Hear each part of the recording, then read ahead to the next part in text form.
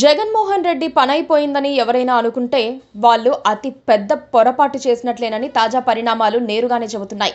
జగన్ ఎక్కడికి వెళ్లినా కనిపిస్తోన్న జన ప్రభంజనం వైసీపీ నేత పాపులారిటీకి నిదర్శనంగా నిలుస్తోంది.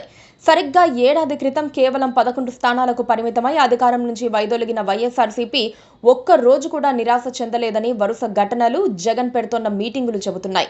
6 నెలల పాటు కాస్త మౌనంగా ఉన్న వైసీపీ నేతలు అప్పటి నుంచి వీర దూకుడు మీదున్నారు. జగన్ రెడ్డి తరచూ బెంగళూరు వెళ్తున్నప్పటికీ రాజకీయంగా మాత్రం ఎక్కడా వెనుకంజ వేయటం లేదు. కూటమి ప్రభుత్వ తీరును ఎండగట్టడంలో ఆయన అన్ని పార్టీల కంటే ముందున్నారు. తొలుత ఆయన వైసీపీ కార్యకర్తలను బుజ్జగించారు. జగన్ 2.0లో పూర్తిగా కార్యకర్తలకే ప్రాధాన్యం ఇస్తానని చెప్పుకున్నారు. 2029లో అధికారానికి వచ్చిందే తడవుగా కార్యకర్తలకు కావలసిన అన్ని సౌకర్యాలు కల్పిస్తానని జగన్ వెల్లడించారు. కార్యకర్తలను కాపాడుకోవటం తన బాధ్యతగా ఆయన చెప్పుకున్నారు. అందుకే వైసీపీ కార్యకర్తలకు చిన్న సమస్య వచ్చినప్పటికీ ఆయన నేరుగా అక్కడ వాలిపోతున్నారు. జగన్ రెడ్డి ఇప్పుడు టీడీపీ శ్రేణులతో పర్సన్ టు పర్సన్ కాంటాక్ట్ పెట్టుకుంటున్నట్లుగా భావించాలి.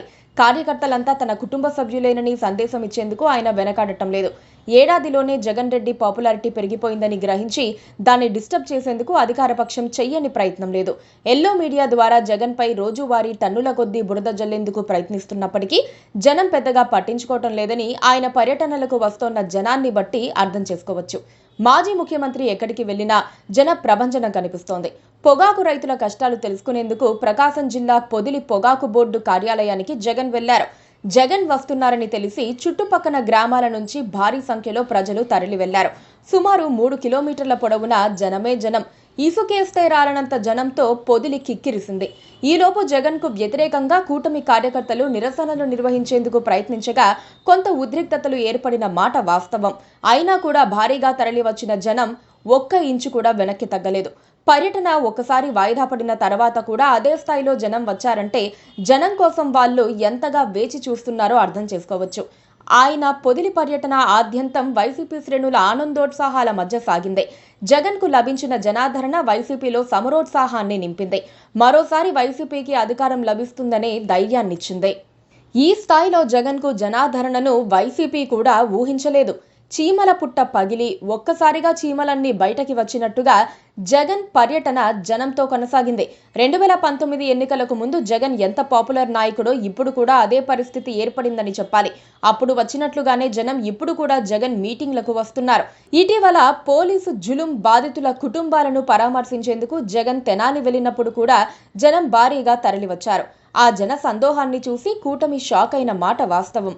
రౌడీ షీటర్లను, గంజాయి బ్యాచ్ ను పలకరించేందుకు జగన్ వెళ్లారంటూ ప్రచారం చేసేందుకు కూటమి పార్టీలు ప్రయత్నించి బొక్కబోర్లా పడ్డాయి. సూపర్ 6 హామీల జాప్యం చంద్రబాబు ప్రభుత్వానికి పెద్ద మైనస్ గా మారింది. జగన్ అధికారంలో ఉన్నప్పుడు ప్రజా సంక్షేమానికి పెద్దపీట వేశారు. పేద, దిగువ తరగతి కుటుంబాలకు కావలసిన అన్ని సంక్షేమ పథకాలను షెడ్యూల్ ప్రకారం అమలు చేశారు. కూటమి నేతలు అధికారానికి వచ్చేందుకు సూపర్ 6 హామీలను తెరపైకి తెచ్చారు. జనం నమ్మి ఓటు వేస్తే వాళ్లు మోసగించారన్న ఆరోపణలు వస్తున్నాయి. అమలుకు వచ్చిన ఉచిత గ్యాస్ సిలిండర్ వ్యవహారంలో కూడా తిరకాసు ఉందని ఆరోపణలు వెల్లువెత్తుతున్నాయి. అబద్ధాలు చెప్పేందుకు అలవాటు పడిపోయిన కూటమి నేతల మాటలు వినేందుకు తాము సిద్ధంగా లేమని ఏపీ జనం అంటున్నారు. పైగా నారా లోకేష్ కక్ష సాధింపుకు ఇచ్చిన ప్రాధాన్యం సంక్షేమానికి ఇవ్వటం లేదన్న ఆరోపణలు వినిపిస్తున్నారు. రాష్ట్రంలో పెట్టుబడులపై వస్తోన్న లెక్కలు కూడా ఓటి చప్పుల్లేనని జనం చెప్పుకుంటున్నారు. జగన్ హయాంలో అంకెల గారడీలు ఉండేవి కాదని, ప్రజల ముందు వాస్తవాలు ఆవిష్కరించేవారని అంటున్నారు.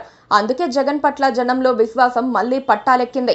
ఇదే ఊపు కొనసాగితే జగన్ రెడ్డి ఏపీలో తిరుగులేని నాయకుడు అవుతాడన్నది 16 అనాల వాస్తవం.